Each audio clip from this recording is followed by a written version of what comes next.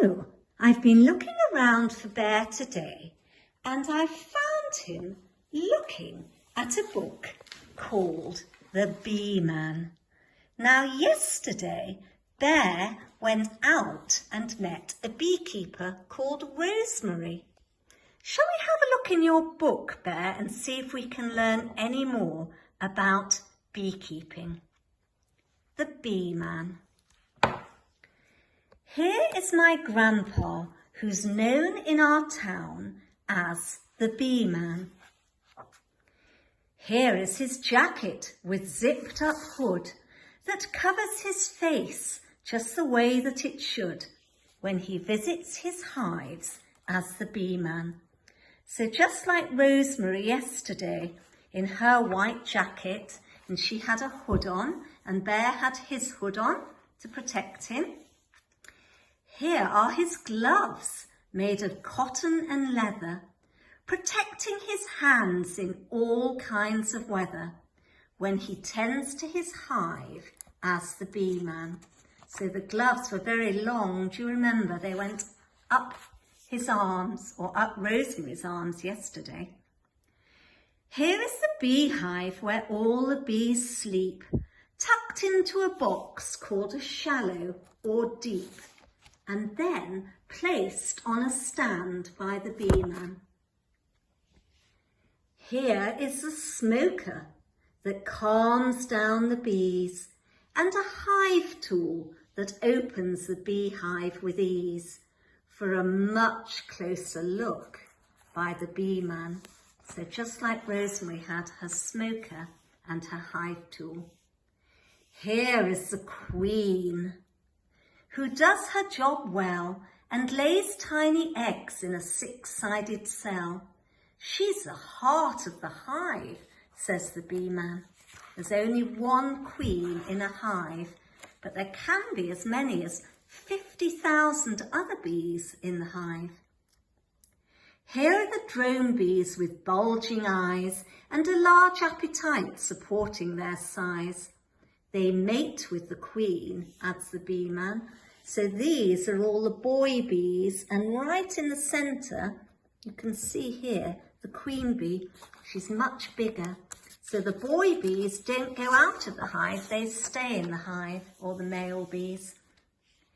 Here are the workers, 10,000 or more, who gather the nectar to bring back and store in honeycomb cells for the Bee Man. So the workers, do you remember, are the girl bees. They're the ones that go out and collect all the nectar. Here are the house bees with swift moving wings that dry up the nectar a worker bee brings, making honey for me and the Bee Man. Here's the extractor. It's clickety-clack, removing the honey from frames on its rack and filling up jars for the Bee Man. So Bear yesterday had a frame, but the frame Bear had was empty. They hadn't got any honey on it yet. It's too early. They're expecting a lot of honey, aren't they? Look at all those pots ready to be filled. Here's some of the honey returned to the hive. It's food for the bees to help them survive the long winter days near the Bee Man. So they take some honey back to the bees because the bees hibernate inside the hive. It's too cold for them at the moment. Do you remember we said that the snowdrops hadn't opened because they were protecting the nectar for the bees? And when they open, it'll be about 10 degrees, and then the bees will start to think it's warm enough to come out and collect the nectar.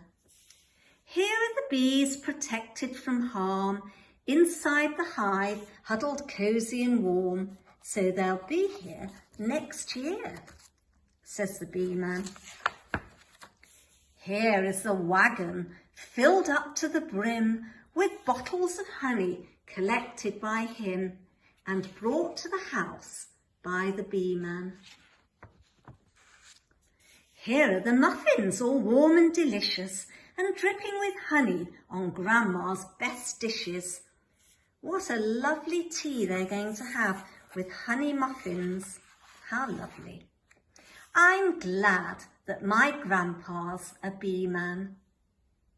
And what have you got here, Bear? Bear has got some honey. I wonder if Bear's going to have his honey for tea. We know a bear that loves honey, don't we, Bear? Winnie the Pooh. Winnie the Pooh loves honey. Thank you for sharing the bee man with us, Bear. And enjoy your honey for tea. See you again soon. Bye-bye.